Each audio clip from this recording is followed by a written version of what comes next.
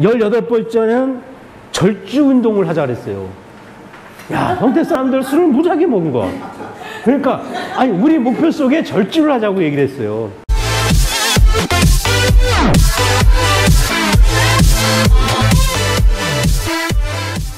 안녕하세요.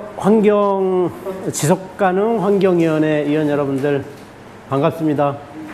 네, 이 코로나 전국에 임에도 불구하고 이렇게 또 언택트 하시는 분들은 여기 보니까 많이 들어와 계신 것 같고, 언택트 안 하시는 우리 택트하는 분들만 이렇게 모여서 우리 대면 이 워크숍을 이렇게 하고 있습니다. 저는 앞에 이제 이찬원 교수님이 지속가능 발전에 대한 전반적인 얘기를 쭉 해주셨을 거고 해서, 저는 이제 우리는 뭐 할 건지, 나는 뭘 할 건지를 좀 직접적으로 고민하고, 환경위원회가 향후에 내 과제를 수립하는 과정들을 어떻게 가져갈 건지에 대해서 한번 좀 고민할 수 있는 내용을 좀 드리도록 하겠습니다. 그래서 오늘 좀 드리고 싶은 말씀은, 우리 20년을 한번 정리를 한번 해보자. 나는 지속가능 발전 협의회라는 곳이 어떤 일을 해왔고 뭘 해왔는지, 그리고 지금 우리는 현재 어느 위치에 있고, 그래서 앞으로 뭐를 해야 될 건지 이 얘기를 한번 고민을 좀 해보자 싶어서 이 내용을 준비를 해봤습니다. 누구나 나는 누군지부터 하면은 너 몇 년생이야 얘기를 하듯이, 우리 지속가능 발전 협의회는 1999년 8월 30일 날 평택시 비전동에서 태어났어요. 그 당시 이제 남부문예관 그 자리에서 꽤 많은 20-30명의 사람들이 모여서, 아니 200-300명의 사람들이 모여서 우리가 창립대회를 하게 됐었죠. 이제 20년이 훌쩍 지나버린 거죠. 1999년도. 이때쯤에는 여러분들도 기억하시겠지만 2000년이라는 새로운 밀레니엄 시대에 뭔가가 많이 변화될 것 같고 바뀔 것 같고 뭐 이런 기대감들과 함께 평택에서도 굉장히 커다란 그 민간 협치 조직, 민간 거버넌스 조직인 아름답고 푸른 평택 21이라는 이름을 가지고 우리는 태어났어요. 우리 99년도 8월 30일이 우리 생일인 거죠. 그래서 8월 30일에 이렇게 만들고 나서 뭘 했냐 하면은, 우리는 그럼 이렇게 만들었으니 무엇을 할 건지, 우리는 평택을 위해서 뭘 할 건지 우리의 목표를 세워보자 해서 1년 반에 걸쳐서 전문가들과 우리 위원들과 그 다음에 시민사회 단체들이 모두 참여해가지고 약 19개의 우리 과제를 만들게 돼요. 우리 향후에 평택시는 이렇게 했으면 좋겠다, 이런 방향으로 갔으면 좋겠다, 굉장히 환경 생태 쪽 중심으로 한 우리 과제를 만들게 되는데, 이 과제는 좀 이따 말씀을 드리고, 그래서 2000년도에 이렇게 19개의 우리 평택시의 환경 관련된 행동 계획을 만들게 되고, 환경 헌장을 채택을 하고, 이런 일들이 2000년도에 있게 됩니다. 그러고 나서 여러분들이 매년 6월 첫째 주 토요일쯤에 하는 환경축제가 2004년도에 처음 시작이 돼요. 그러니까 벌써 우리 환경축제를 한 지도 17번, 16번째죠. 올해 같은 경우 이제 이 코로나 팬데믹 때문에 우리가 못하고 넘어가는 해가 되긴 했지만, 우리 끊임없이 진행해왔던 환경의 날 축제를 우리 아름답고 푸른 평택 21이 2004년도 처음 시작을 했었다.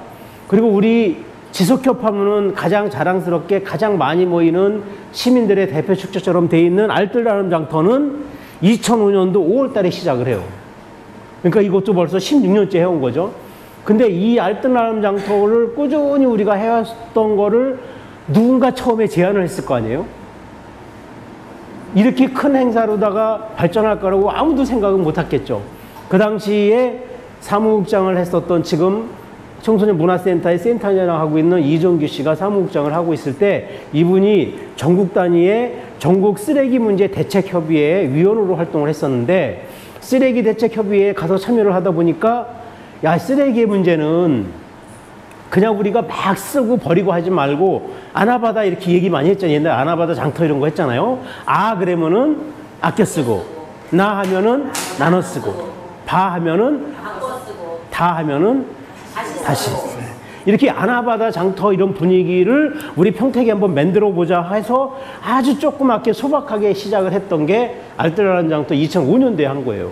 그러니까 저는 이 말씀을 드리면서, 우리가 여러분들이 뭔가 고민하고 있는 거 한 가지를 누군가 하지 않고 있는 뭔가의 고민을 우리가 한번 평택에 풀어볼까라고 시작을 한 게 정말 많은 시민들이 호용하고 동의가 되면은 이렇게 커다란 행사로 우리가 대표 행사로 만들어갈 수 있는 여지가 충분히 있다. 뭐 이런 말씀을 드리고 싶은 거고요. 그래서 그렇게 10년을 쭉 활동을 해오고 2011년도에 가서 야, 우리가 10년 동안 해보니 19개 과제 중에 좀 바꿔야 될 게 있어. 이런 거는 이렇게 했으면 좋겠어 하는 게 만들어져서 13개의 우리 목표를 다시 만들게 돼요. 그러니까 10년 단위로 어떻게 보면은 우리 과제들을 바꿔나가기 시작을 한 거죠.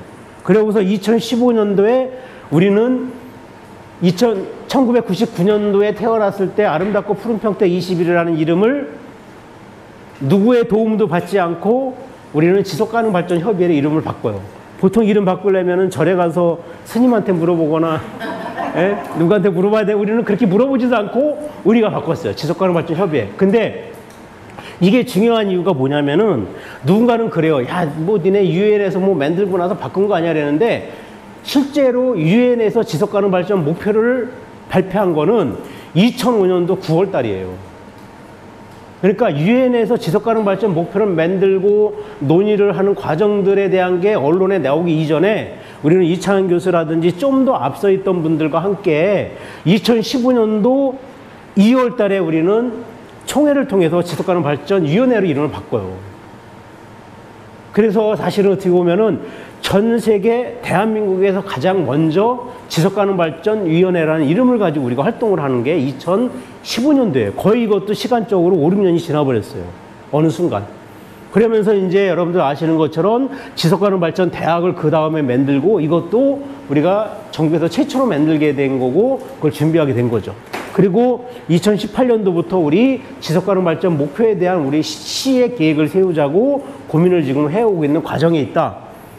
그리고 최근에 이제 평택시가 7월 달에 조직 개편을 하게 될 텐데 7월 달에 우리는 환경과에서 정책기획과로 이제 우리는 조직을 소관부서가 바뀌게 될 거다. 이게 이제 확정되어 있는 지금 내용들이에요. 그래서 우리가 1999년도 8월 30일 날 태어나서 10년 동안 활동을 19개 과제로 하고 2011년도에 13개의 과제를 다시 만들어서 또 활동을 해오고 이 과정에 지속가능발전협의회라는 이런 명칭으로 바뀌고 지속가능발전 목표를 고민하고 이런 쭉 과정들이 우리 20년의 나의 역사다 이렇게 생각을 하시면서 도대체 2000년도 19개 의제는 뭐였는지를 한번 고민을 해보세요. 19개 과제 중에 첫 번째는 평택호를 얘기하고 있어요. 두 번째는 통북천을 얘기하고 있어요. 세 번째는 물 문제를 얘기해요. 아, 이 당시에 참여했던 사람들의 대다수의 시민들은 우리 주변에 물과 관련된 수 생태계 이 부분에 관심이 많았구나 이렇게 고민이 되는 거예요. 그런데 이런 고민들을 막 하던 많은 사람들이 평택호라는 곳에 대한 고민 오래전에 살았던 분들은 아시죠? 아산만이라고 얘기할 때 아산만 방조제에 회 팔던 아줌마들이 최비했었잖아요. 그 뚝방에 가서 우리가 회를 사 먹고 했단 말이에요. 기억을 하시는 분은 하실 거예요. 옛날 분들. 이런 것처럼 우리가 자주 찾았었던 그런 곳을 우리 평택호를 한번 그렇게 만들어 보자. 뭐 이런 고민들을 그때 처음 제일 커다란 의제로 잡게 된 거죠. 쭉 보시면 그래서 평택항이 막 만들어던 시점이기 때문에 평택항 얘기도 나오고 그 당시에 미세먼지에 대한 고민을 안 하고 있었지만 공기에 대한 대기에 대한 얘기를 하고 그 다음에 음식물 쓰레기 얘기를 그때 하게 되고 그 다음에 쭉 보시면은 주차에 관련된 거, 교통에 관련된 얘기를 하고 그 다음에 친환경 농산물 얘기를 하고 또 미군기지 문제 관련된 얘기를 하고 이렇게 해요. 그리고 16번째 의제는 가정폭력 없는 사회를 만들자. 많이 취급받고 막 했나 보죠? 가정에. 근데 이 문제가 새롭게 막 돌고 돌면 지금 별로 차이가 안 나는 우리 목표들이 많이 만들어지는 거죠. 18번째는 절주운동을 하자 그랬어요. 야, 평택 사람들 술을 무지하게 먹은 거야. 그러니까, 아니, 우리 목표 속에 절주를 하자고 얘기를 했어요. 예? 네, 그죠? 야, 절주를 하자라면서, 아니, 이 절주운동을 하자는 걸 목표로 잡았잖아요. 그리고 그 밑에 그러면 뭘 할까요? 절주를 하는데 그냥 술을 줄이자 이렇게 하지 않았어요. 절주를 하자라면서 뭐라 그랬냐면은 2차를 가져갑시다. 이렇게 한 거예요. 아니, 기억을 해보세요. 그러니까 왜 그거를 그 당시 그렇게 얘기를 했을까? 이거는 건강이라는 문제를 갖고 우리가 얘기를 하는데 술을 좀 적게 근데 술을 그냥 적게 먹읍시다 하면 안 되니까 2차 가져갑시다. 그리고 또 노래방까지 3차 가져갑시다. 뭐 이렇게 하면서 술을 좀 줄이기 위한 세부 목표들을 막 세우는 거예요. 그러니까 이 당시 이렇게 과제를 쭉 보시면은 지금 우리가 이런 거 막 얘기할 때 막 학자들이 얘기하는 것 같고 우리 목표가 막 거대한 것 같고 하지만 그 시기에 시민들이 모여서 고민하고 할 때는 아주 간단한 아주 절박한 그러면서도 아주 편하고 시민들이 같이 할 수 있는 이런 목표를 19개 정한 거예요. 이렇게 하면서 이제 활동을 쭉 해온 거죠. 예? 그 다음에 이제 아까 얘기했던 11년도에 13개 의제로 다시 이제 합치게 돼요. 13개 의제를 만들게 되는데 그 13개 의제는 뭔가 한번 보세요. 말이 조금 우아해진 것 같아. 예? 아까보다는 말이 조금 우아해지고 뭔가 뭐 있어 보이는 것 같기도 하고 막 그래요. 그런데 하나하나 이렇게 보면은 다 비슷비슷하고 맞는 얘기 같긴 하지만 새롭게 막 이제 나오는 것들이 환경에 관련된 시민교육을 좀 해봅시다. 또는 기후변화에 대한 얘기가 나오고 그 다음에 7번을 보면은 주민자치 관련된 얘기를 하고 그리고 공동체 얘기를 해요. 그리고 여성의 문제 때문에 성평등의 얘기를 하고 다문화 얘기를 하고 쭉 보면은 우리가 20년 전에 얘기했던 19개 의제에서 13개 의제로 바뀌면서 이제 카테고리가 이렇게 막 형성이 돼요. 그러면서 내용에 보시면은 굉장히 많은 부분이 사회, 경제, 문화 이런 부분 관련된 그 다음에 우리가 얘기할 때 약자라고 얘기하거나 소외계층이라고 얘기하는 여성, 청소년 이런 문제들에 대한 것들을 의제로 막 잡게 돼요. 근데 이거를 작성할 땐 사실 우리 위원들의 참여가 많이 이렇게 활발하진 않았어요. 그러다 보니까 이 의제를 작성하는 내용들이 조금은 실질적인 이런 아까 첫 번째 우리가 만들었던 의제 이 행동계획보다는 조금 학술적이거나 이런 부분들이 많이 좀 포함이 되어 있다. 이렇게 보시면 될 거예요. 그래서 이렇게 이제 우리가 2011년도에 13개 의제를 작성하면서 활동을 하게 돼요. 그래서 이제 분과도 이렇게 이제 바뀌는 과정들을 쭉 해오고 있다. 이렇게 보시면 될 것 같아요.